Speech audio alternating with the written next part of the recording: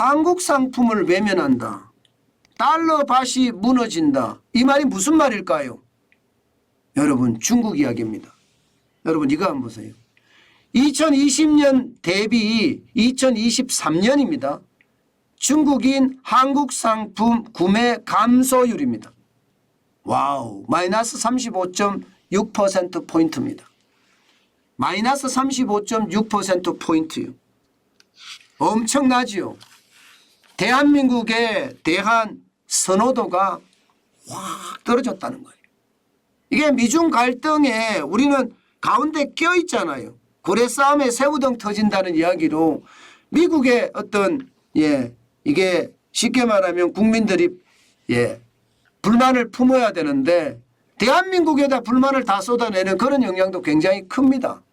게다가 코로나19를 겪으면서 말입니다. 이게 한국 상품에 대한 선호도보다가 한국 상품을 수출을 못하니까 뭐 꽝 대신 닭이라고 했나요? 그래서 그런지 중국 상품에 대한 어떤 선호도가 더 커진 거예요. 여러분 이거 한번 보세요. 야, 굉장합니다. 5년 내에 한국 상품을 구매한 경험이 있다고 응답한 중국 소비자 2020년에는 78.7%예요. 굉장히 많죠. 10명 중에 8명은 한국 상품을 사봤다는 이야기예요. 그런데 2023년에는 43.1%입니다. 43.1%까지 떨어졌으니까 35.6%포인트가 빠진 거예요. 야, 이거 심각하죠.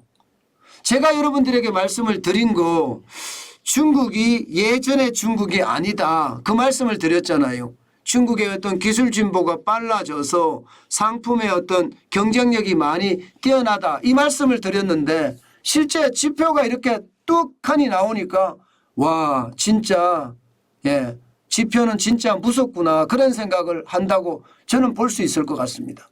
여러분 보세요. 근데 중요한 것은요. 중요한 것은 20대가 많이 떨어졌습니다. 20대는 83.3%에서 41.2%로 완전히 폭락했습니다. 반토막이 나버렸습니다. 반토막. 30대도 심각합니다. 84.8%에서 40.4%로 완전히 폭락했죠. 40대는 78.3%에서 44.4% 좀 덜 떨어졌습니다. 50대는 많이 덜 떨어졌습니다. 66.4%에서 46.4%니까요. 그렇지만 전체적으로는 43.1%가 떨어졌으니 과거에 중국은 대한민국의 달러 밭이라고 이야기했는데 이제 달러 밭이라는 말이 무색하게 되겠습니다. 야, 이거 심각하다고 저는 느껴지거든요. 실제 지표에서도 그렇게 나타납니다. 여러분 중국에 대한 수출 보세요. 지금 리오프닝이 됐다고 이야기하지만 중국에 대한 수출은 마이너스 24.2%예요. 지금 보시다시피 미국은 16.6%가 늘어나고요. 유럽연합은 13.2%, 인도도 11%, 중동도 20.2%가 늘어납니다. 그런데 중국은 24.2%고요. 아세안은 16.1%가 줄어들고 있습니다. 일본이야 뭐 2018년, 2019년 이게 뭐 지난 정부에서 워낙 강하게 뭐 친일하면서 반일 거기를 만들어 놔서 이게 마이너스 4.9%까지 계속 지속적으로 떨어지고 있는 것 맞습니다. 중요한 것은요. 중국이 워낙 많이 떨어진다는 거예요. 우리 수출의 거의 30%, 홍콩까지 포함하면 30% 가까이 되거든요. 30% 넘지는 않습니다. 중국으로 직접 수출하는 게 한 3%에서 많게는 24%까지도 가고요. 홍콩을 통해서 우회 수출하는 게 4%에서 5% 정도 되니까 30% 정도는 안 되지만 30%에 육박하잖아요. 그런데 중국에 대한 수출이 줄어드는 것. 이것은 중국 소비자들이 이미 한국 상품에 대한 어떤 상황이 나빠졌다는 이야기예요. 선호도가 떨어졌다는 이야기예요. 중국 제품의 경쟁력이 더 올라갔다는 이야기입니다. 물론 말입니다. 이제 중국 관광객이 한국을 방문하면 알 수 있습니다.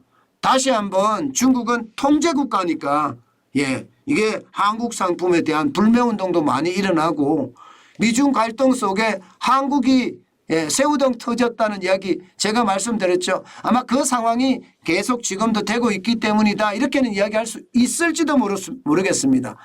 신락 같은 희망은 있을 수 있다고 생각해요. 와보면 다르거든요. 한국을 와보면 다르니까 예, 신락 같은 희망은 있다고 하지만 분명히 지금 줄어드는 것은 사실이고요. 지금 실질적으로 말입니다. 중국의 어떤 예, 대중 무역 수지를 보면 적자 투성이에요. 이제는 달러밭이라고 이야기하기 쉽지 않습니다. 2020년 기준으로 대중 무역 수지가 12억 5천만 달러밖에 안 됩니다. 뭐 200억 달러, 300억 달러 흑자를 낸 게 아니에요.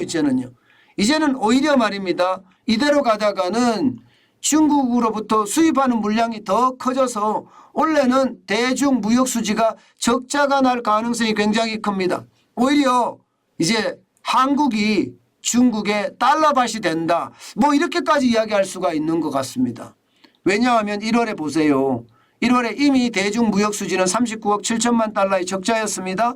2월에는 11억 4천만 달러의 적자입니다. 올해만 50억 8천만 달러의 적자를 기록하고 있습니다.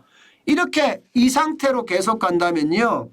예, 적어도 100억 달러 이상의 적자가 날 가능성도 굉장히 높다. 이렇게 이야기할 수가 있을 것 같습니다.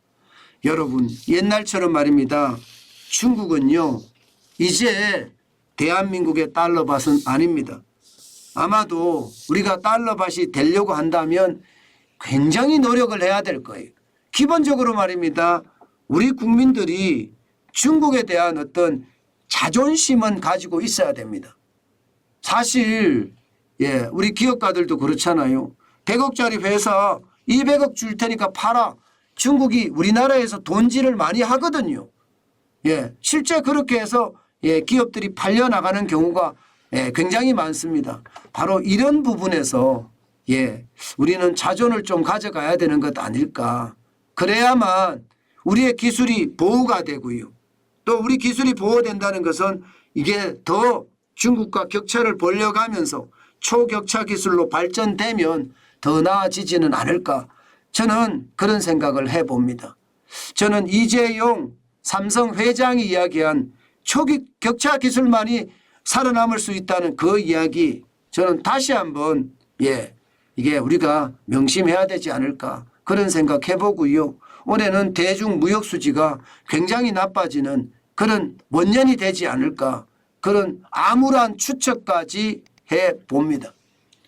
여러분, 중국에 대한 어떤 옛날같이 예, 그런 예, 중국 때문에 우리 경제가 산다 하는 그런 희망은 신냉전 시대가 되면서 아마도 더 어려워지지 않을까 그런 예측까지 해봅니다.